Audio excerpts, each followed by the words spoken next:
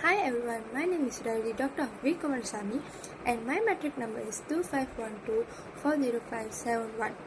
Today, I'm going to present about ethical analysis framework about Apple and SIS. Firstly, I'm going to present introduction and company background. We all know Apple from the iPhone and MacBook. They are one of the most successful company in the world. However, being a giant company comes with a big responsibilities. My presentation will focus on the hidden side of the business, especially how they treat the workers in their global supply chains.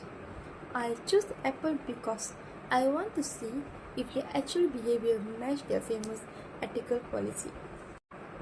Now I'm going to talking about major ethical issues. Let's look at the main problem. The major ethical issues is labor rights abuse at the suppliers' factories like Foxconn. Even though Apple has a code of conduct to protect workers, reporters from groups like China Labor Watch shows that violence still happen. The key violence are: first one will be the excess overtime, which means many employees works more than 60 hours a week to meet production goals. And secondly will be low wages, where workers often do not earn enough for basic needs like foods and housing. And lastly will be high psychological stress. The pressure to work fast for iPhone launch is very high. This creates a serious dilemma: profit versus human dignity. It shows that when a company focuses too much on costs, it can fail to protect its workers. Now I'm going to present about ethical analysis. Firstly is utilitarianism. While Apple product help millions of people, a deeper look shows that the suffering of the workers is too high. The greatest good is not achieved if the people are being hurt. Second one will be deontology. This story says we have a duty to respect people. We should never treat workers as just tools to make money. Now I'm going to explain about stakeholder theory. Apple must balance the interests of workers and local communities, not just an investor. Secondly will be corporate governance, which is ethical management require a board level accountability and transparent human rights control, not just finance oversights. And lastly will be social responsibility.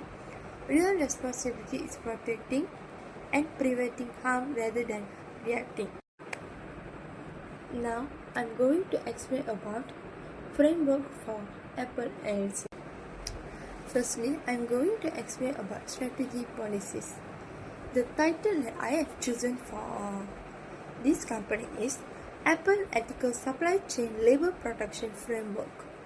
And the objective is to avoid labor right abuse, safety workers' dignity, and ensure the ethical principle in all manufacturing partners. Framework components: first one is supply screening, risk assessment, training, grievance channels, audits and also certifications. Apple company policy is zero tolerance for forced or child labor, wage theft and excess overtime, violent face propositions or terminations. Now I'm going to explain about standard operating procedure.